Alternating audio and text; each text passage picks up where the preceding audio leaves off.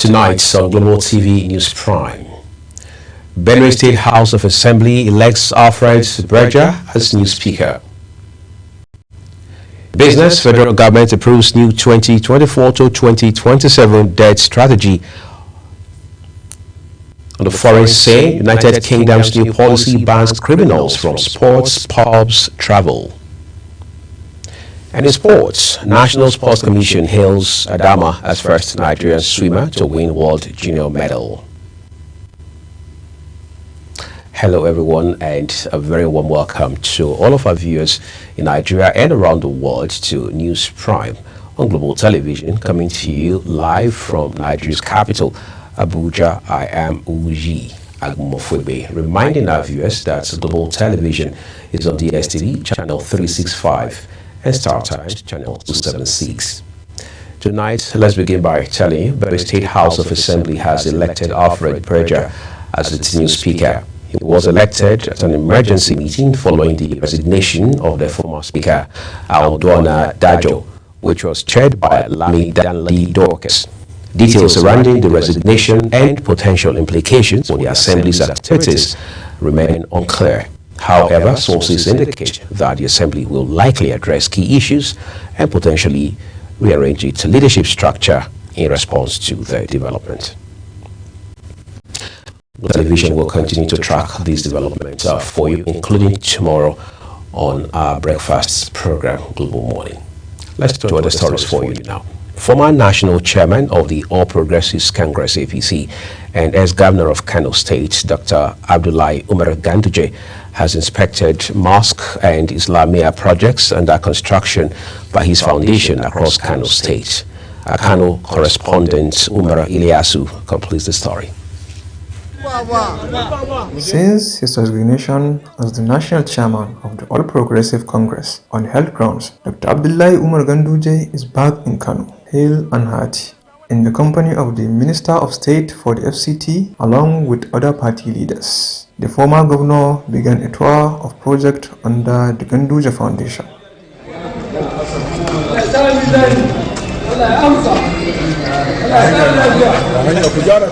The projects include a Jumu'at Mosque and Islamia at Bachirawa in Ungoku local government, a 5 daily prayer mosque with a school in the same area, and another Jumu'at Mosque with a female section at Lodge Road in Nasarawa local government. The mosque is being built and fully owned by Ganduje Foundation. It will serve the local community, providing a much needed space for both education and worship. The building is not just for male worshippers. There is also a dedicated space upstairs for women to pray comfortably. On the ground floor, there is an office for the head of the mosque and imam, as well as a large prayer hall for tafsir sessions, particularly during Ramadan.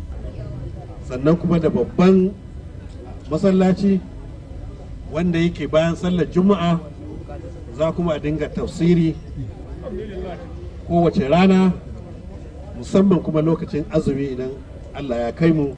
Established to promote Islam and support vulnerable communities, the Ganduje Foundation says it has built hundreds of mosques and Islamic schools across Nigeria. The inspection was attended by top APC figures, including Dr. Nasir Yusuf Gawuna, Maria Mahmood, former Chief of Staff Mahmoud Garba, and other dignitaries. With communities eagerly awaiting completion, the project stands as a continuation of Ganduje's social and religious interventions. Correspondent Eliasu, thank you very much. The Nigerian Police Force has confirmed the repatriation of Dai Quinsheng, a mega-profile fugitive and alleged gang leader wanted in China for violent organized crimes. Force spokesperson Olumuyiwa Adejobi said Quinsheng fled to Nigeria in 2024 to evade arrests, but was tracked and apprehended in Abuja on August 8, 2025 through a joint operation involving the International Police and the National Central Bureau.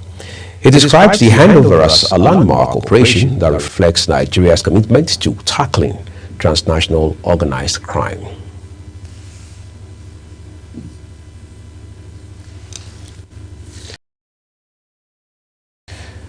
The Sultan of Sokoto and President General of the Nigeria Supreme Council for Islamic Affairs, Mohammed Saad Abubakar, has announced Monday, August 25, 2025, as the first day of Rabiul Awwal 1447 AH. This is contained in a statement released by the Wazir in Sokoto and Chairman of the Sultanate Council Advisory Committee on Religious Affairs, Professor Sambo Junaidu. Professor Junaidu said the declaration followed reports from the Sultanate Council Advisory Committee on Religious Affairs in conjunction with the National Moon Sighting Committee, which confirmed that no sighting of New Crescent was received from moon sighting committees across the country on Saturday, 23rd August 2025, corresponding to 29th Safar 1447 AH. The King Salman Humanitarian Aid and Relief Center has successfully concluded its voluntary medical outreach for open heart surgery and cardiac catheterization in Kano State. In a statement, it said the 5-day campaign, which ran from August 18 to 22, 2025, brought together a 25-member team of highly skilled Saudi medical volunteers who performed dozens of complex procedures with remarkable success. It also noted that the team conducted a number of open heart surgeries and cardiac catheterizations, all of which were completed successfully, bringing renewed hope to patients and their families. As Nigeria prepares for future elections, the call for diaspora voting continues to generate conversations among citizens, both at home and abroad. While many see it as a way to deepen democracy, others believe the country is not yet ready for the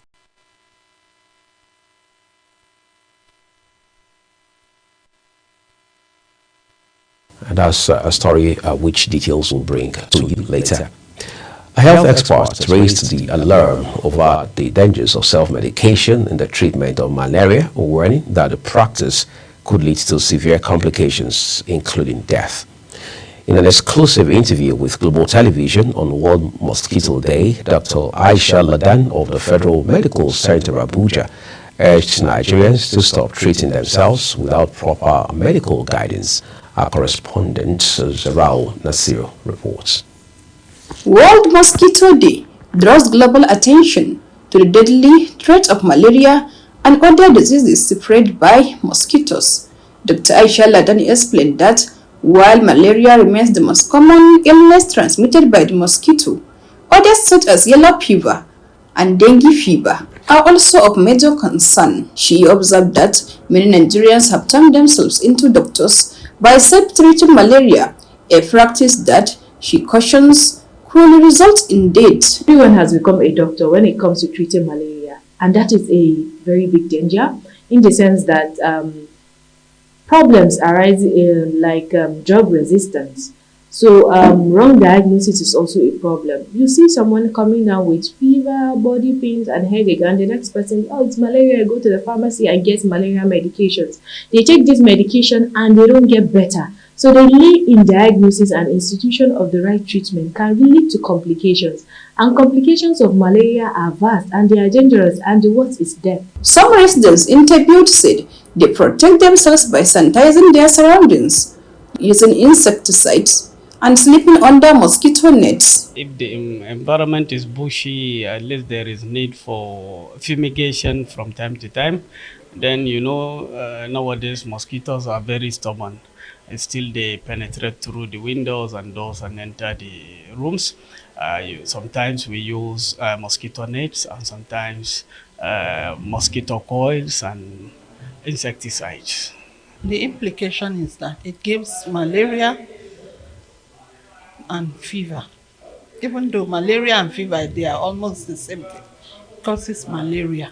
Then how do you protect yourself? I protect myself by using mosquito nets and ensuring that my environment is clean, and most times cleaning my drainages to be sure that the place is dry. Mosquito bite causes malaria, and the best way to prevent malaria is to eliminate mosquitoes. And to do that, you can use mosquito nets, treated mosquito nets, And mosquito breed on dirty environment, so you must make sure your environment is tidy. This year's theme for World Malaria Day 2025 is Malaria Ends With Us. Reinvest, reimagine, reignite. This year's theme emphasizes the need to intensify efforts in combating malaria, particularly in vulnerable communities, and ensure equitable access to preventive measures. Zahra Unasir, reporting for Global TV News. Thank you so very much, Raul. In Nigeria, the question of truth and trust within families has taken center stage, with growing calls for DNA tests to be made mandatory at birth. What was once a private matter between couples has now exploded into a national debate, stirring legal, medical, cultural, and religious discussions across the country. In this special report, Sadiya Yakubu takes a look at the story sparking intense conversations across Nigeria, the rising calls for mandatory DNA testing at birth. In recent months, Nigerians have witnessed a surge in demand for DNA tests, primarily in matters of paternity. What began as isolated domestic disputes has grown into a public reckoning, with implications for family law, child rights, and national identity.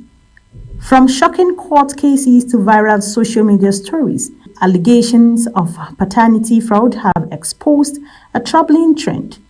Legal experts say that requests for DNA tests in custody and divorce battles have increased by over 70% in some Nigerian states. The preparation that needed to be done before it's fed into the machine that will do the reading is done, and the machine is optimal in function, in reagent. The reagent that I use are optimal, and that the lab or hospital is accredited and has integrity, so that people, because we know things can happen, so that it's not based on vested interests, they are manipulated to give a certain report. We are seeing a lot of cases where men are questioning the paternity of their child or children, sometimes after years of raising them, and the courts are beginning to allow DNA results as admissible evidence. So our religion saying if you have issue for your wife, or they thinking this speaking is not your block, you go and confirm to hospital or not, so that to confirm is your own or they are not your own. It's not about mistrust, it's about trust. Every child deserves to know who their real parents are, and every man deserves to know the truth before investing years of emotional and financial support. But not everyone agrees. For me, I never, since I read the Bible, I never see any verse to check for DNA. It's not in the Bible. This is not just a legal issue, it is a deeply cultural and emotional one. Mandating DNA tests could tear families apart, violate privacy, and open a floodgate of trauma. We need to approach this with caution. Can truth and trust coexist? And should science be used to enforce family accountability, or should it remain a personal choice? I am Sadiya Yakubu, Global Television. Quite a complicated conversation there. We're grateful for your reporting tonight, Sadiya Yakubu. Beauty practices are dividing opinions and raising health concerns. In Nigeria, skin bleaching is on the rise, with more men and women using skin lightening products despite the dangers. The question, however, is why is this trend growing so fast? Again, our correspondent, Sadiya Yakubu, takes a closer look at beauty trend that is as popular as it is controversial. World Health Organization says skin bleaching reduces the presence of melanin, a pigment responsible for skin color, protecting the skin from UV lights. When melanin levels decrease due to bleaching, the skin becomes more vulnerable to harmful UV lights. This could put more people at greater risk of sun damage and possible conditions such as melanoma. A number of countries have banned the use of skin bleaching products because of the dangers associated with them. In 2006, the Food and Drug Administration, FDA, trusted sources. That's supposed to. When God will create you, you have to be on your color. God likes you in that way. But children nowadays, they want to change their color. And that is why you see cancer, all manner kind of disease in the body now. In 2006, the Food and Drug Administration trusted source also issued a notice that over-the-counter skin bleaching products are not recognized as safe and effective. The products were deemed not safe for human use based on a review of evidence. Yeah, I don't know. Sometimes maybe they feel what God has given them is not good enough. And because of the fashion and what is in vogue, which on a norm is not right. Because when you bleach, you are removing some layers of your skin. Peer pressure also plays a major role in schools, on the streets and within social cycles. Many Nigerians face direct or subtle encouragement to tone or glow up. I believe, number one, when somebody bleach, another person wants to be like them. It's a cause. Another thing that causes it is some people, that is what their partners want. So their partner will tell them to go and do it. But it's not just about vanity. For some, skin tone affects economic opportunities. Some job seekers believe lighter skin gives them a competitive edge in the workplace. In some communities, marriage prospects are influenced by skin tone. Fair skin is still wrongly considered more attractive, especially for women. The causes of skin bleaching among Nigerian citizens are complex, rooted in history, reinforced by media and fueled by social and economic pressure. But as the movement for self-love and body positivity gains momentum, many are beginning to reject harmful beauty standards and embracing their natural skin. Sadia Yakubu, Global Television. Tonight we turn to other stories for you. A 16-year-old girl, Praise Balachi, has lost her life in flooding while rushing home to check her senior school certificate examination SSC results, which her friends had told her were excellent. Her father, Emmanuel Malachi, said it was around 6 p.m. after rainfall when his daughter's friends came to his shop and informed her that her SSC results were out, informing the 16-year-old, now deceased girl, that she had performed very well. Praise was a final year student of Government Day Secondary School in Samarau, Zaria, who bagged school scholarship from Center of Girls Education in Zaria to further her education owing to her brilliant performance.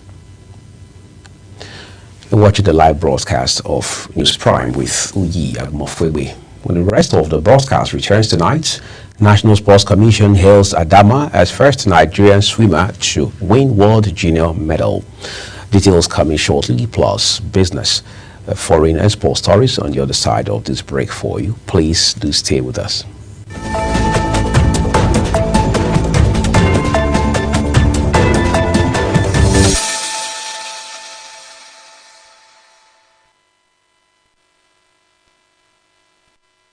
Thank you so very much for staying with us tonight, everyone. The second part of this news broadcast returns with business. Nigerian presidency has announced the launch of the Green Imperative Partnership, GIP, a United States $1.1 billion economic cooperation deal between Nigeria and Brazil, aimed at revitalizing trade and strengthening agricultural mechanization. In a statement issued by Sunday Dare, the special advisor to the president on public communication, said the Tinubu government's project is expected to generate about 100,000 direct jobs and over 5 million indirect jobs, while boosting food security and modernizing the country's agricultural sector. The statement further noted that the trade between Nigeria and Brazil has experienced sharp swings in recent years. The federal government has approved Nigeria's medium-term debt management strategy for 2024 to 2027, setting a debt-to-GDP ceiling of 60% by 2027 to ensure sustainability and fiscal stability. The Debt Management Office announced the approval after the Federal Executive Council had endorsed the framework developed with support from the World Bank and International Monetary Fund. It further says the strategy balances borrowing needs with global best practices while minimizing costs and risks. On the foreign scene, the United Kingdom has introduced a new policy that will bar people with criminal records from pubs, concerts, football matches, as well as travel. Officials say the policy, which is part of the government's plan for change, aims to toughen community sentences, deter reoffending, and expand drug testing for offenders. Justice Secretary Shabana Mahmood said the new sanctions send a clear message that crime does not pay and public safety comes first. Ukrainian President Volodymyr Zelensky has marked Independence Day with a defiant speech, vowing that Ukraine will keep fighting for a just peace decided only by its people, and declaring that while victory is not yet won, the country has not been defeated. His remarks came as Russia accused Ukraine of drone strikes that caused a fire at a nuclear power plant in the Kursk region, a claim Kiev dismissed as disinformation. Let's turn to sports now. Nigeria's Abdul Jabir Adama has won a historic silver medal in the men's 50-meter butterfly at the World Junior Swimming Championship in Romania. The 17-year-old swimmer clocked 23.64 seconds, finishing just behind Britain's Diane Fear, and was praised by National Sports Commission for bringing pride to Nigeria and Africa. The third edition of the Nigeria Union of Journalists NUJ annual football tournament came to a thrilling end in Abuja. The grand finale saw the Nigerian Air Force battle the National Drug Law Enforcement Agency, with the Air Force lifting the trophy after a penalty shootout. Our sports correspondent Samuel Odi has details. The chairman of Sports Committee, Ndubeze Chidoka, said the competition, which has become a tradition in the NUJ, is designed to promote fitness, teamwork and healthy rivalries among journalists across different media houses. The tournament has succeeded in uniting journalists in the Federal Capital Territory, creating a bonding atmosphere between the journalists and their partners. And I must say that we've succeeded in ensuring that all these,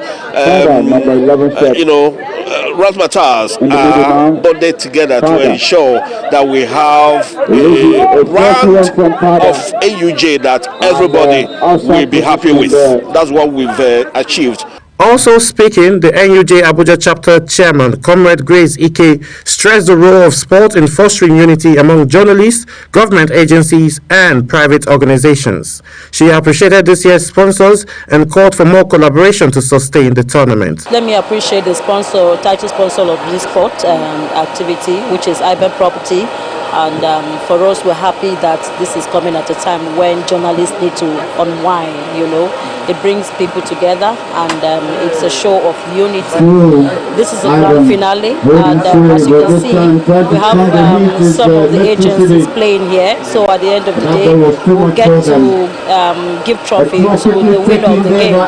Well, it's not about the winner, it's about letting the world know that NUJ is not about writing stories alone. We are also out to be in the media space, to carry everybody along as a community stuff, and to let the public know that we are out to promote unity, we are out to promote community development, we are out to promote, to foster unity, peace and unity. So I'm happy this is coming. This is a grand finale, and the winner will be won, and the winner will be given their trophies. Same with the second runner-up. So I also want to use this opportunity to say thank you to NAWOD. They performed very well. Women did, and if not for the mercenary, we would have won that game. Beyond the excitement on the pitch, organizers say annual competition showcases the versatility of journalists, highlighting their talent beyond reporting while strengthening bonds within the profession. It's because we believe in the process. We are very happy and excited doing it. I want to thank the leadership of the NUJ for Tottenham Wise to at least put up an event like this. You know, like they say, all work with no play makes Jack a dull boy. And this is part of fitness anyway, you understand. You know, so for us, we believe, you know, health is wealth. It's just something we could do to also give our support to the journalists so they can be fit to do a lot more. As the curtains fell, medals were presented to participants and the Nigerian Air Force was crowned champions of the 2025 edition. Samuel Odi, reporting for Global Television News.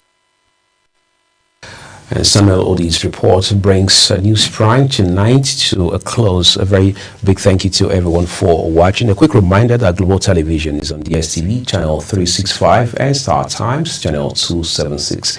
We encourage you to kindly follow us across all social media platforms using @GlobalTVNG as well as all the handles as you now see on your screen. I am Uyi Agmofwebe. On behalf of my entire team here, send a big thank you to you and have a productive week ahead. Bye-bye.